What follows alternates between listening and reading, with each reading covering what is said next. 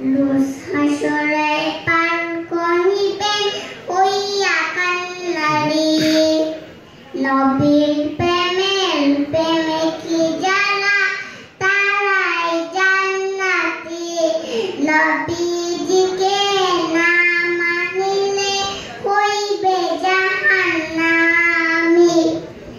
জান্নাতের ওই মালিক নবী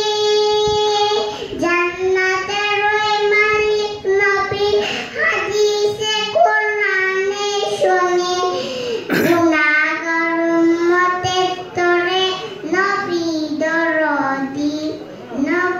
দরদি নবী